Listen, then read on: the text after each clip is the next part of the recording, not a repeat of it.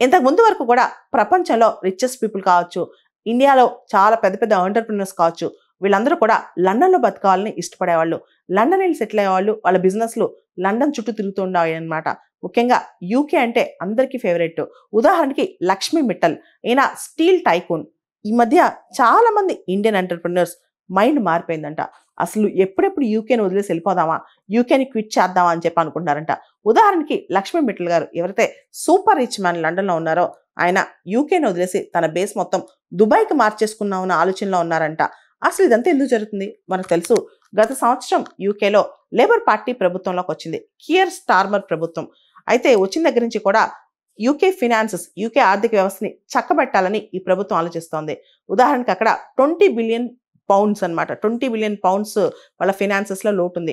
వాటన్నిటిని భర్తీ చేయాలని చెప్పి అక్కడ ప్రభుత్వం భావిస్తుందన్నమాట. సూపర్ రిచ్ పైన ఈ భారం పడేస్తున్నారు. లండన్‌లో ఎవరైతే బాగా డబ్బులున్నాళ్ళో వాళ్ళందరి మీద ఈ సూపర్ రిచ్ టాక్సెస్ అని రకరకాలుగా అంటే రకరకాల పేర్లతో ఈ టాక్స్‌లేస్తున్నారంట. ఏంటి ఆ టాక్స్‌లు ఒకసారి చూద్దాం.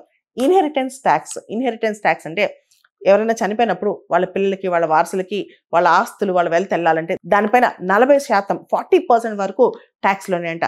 ప్రపంచంలో ఎక్కడా లేదు ఇదింత 40% ఇన్‌హెరిటెన్స్ టాక్స్ ఏంటి? ఇదని చాలా మంది క్వెషన్ చేస్తున్నారు. అంతేకాదు ఇన్‌హెరిటెన్స్ టాక్స్ కూడా లండన్ బేస్డ్ వ్యక్తి ప్రపంచంలో ఎక్కడ సంపాదించినా ఆస్తులు రావాలంటే వాళ్ళ పిల్లలకి లండన్ రూల్స్ ప్రకారం రావాలంటే ఇన్‌హెరిటెన్స్ టాక్స్ పే చేయాలంట. అంటే ఈ కేవలం యూకేలో సంపాదించింది కాదు. ఎక్కడికెళ్ళి సంపాదించినా ఇన్‌హెరిటెన్స్ టాక్స్ అంట. దాంతో పాటు క్యాపిటల్ గెయిన్స్ టాక్స్ కూడా బాగా పెంచేశారు.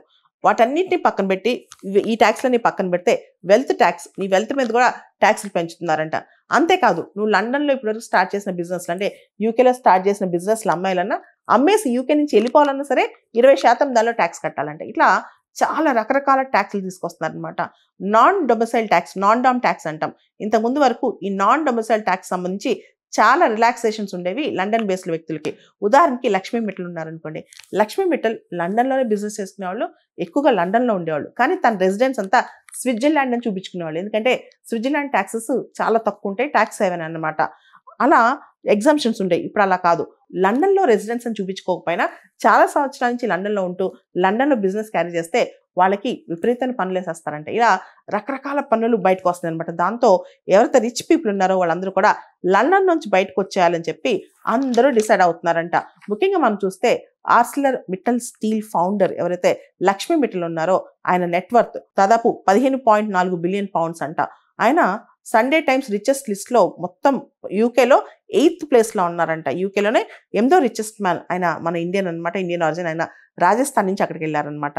అయితే వీళ్ళందరూ కూడా ఇప్పుడు వెల్త్ టాక్స్ పెరిగిపోవటం, క్యాపిటల్ గెయిన్స్ టాక్స్ పెరిగిపోవటం, అదేవిధంగా ఎవరైనా ఎంటర్‌ప్రెన్యూర్స్ లండన్‌లో స్టార్ట్ చేసిన వెంచర్స్ అంటే యూకేలో స్టార్ట్ చేసిన వెంచర్స్ అమ్మేస్తుంటే వాళ్ళందరికీ టాక్స్ రిలీఫ్ ఇవ్వకుండా వాళ్ళపైన విపరీతమైన టాక్స్‌లేయటం. వీటన్నిటితో పాటు నెక్స్ట్ జనరేషన్‌కి వాళ్ళు వెల్త్ ఇవ్వాలంటే దానిపైన విపరీతమైన టాక్స్ అన్నమాట.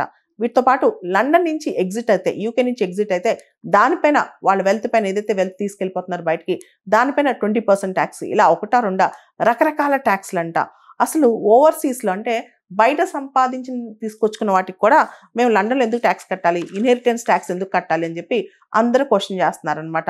దాంతో అందరూ రీలొకేట్ అవుతున్నారంట. చాలామంది ఇంక లండన్‌లో ఉండం, యూకే మాకొద్దని చెప్పి అలాంటి వాళ్ళు లక్ష్మీ మిట్టల్ కావచ్చు, హెర్మన్ నరులా. హెర్మన్ నరులా అంటే ఈయన Indian born tech entrepreneur and investor అనమాట. హెర్మన్ నరులా. వీళ్ళందరూ కూడా యూకే నుంచి బయటకొచ్చేసేసి వేరే వేరే ట్యాక్స్ హెవెన్స్‌లో రీలొకేట్ అవ్వాలని ట్రై చేస్తున్నారంట. దానిలో భాగంగా దుబాయ్ మనందరికి తెలుసు. Dubai is the biggest tax haven. దుబాయ్‌లో గాని, స్విట్జర్లాండ్‌లో గాని ఇలాంటి ప్లేస్‌లో ఇన్‌హెరిటెన్స్ ట్యాక్స్ లాంటి ట్యాక్స్‌లు ఉండవన్నమాట. కాబట్టి అక్కడికి రీలొకేట్ అవుదాం అని చెప్పి చాలా మంది పెద్ద పెద్ద ఎంటర్‌ప్రెన్యూర్స్ ఆలోచిస్తున్నారంట.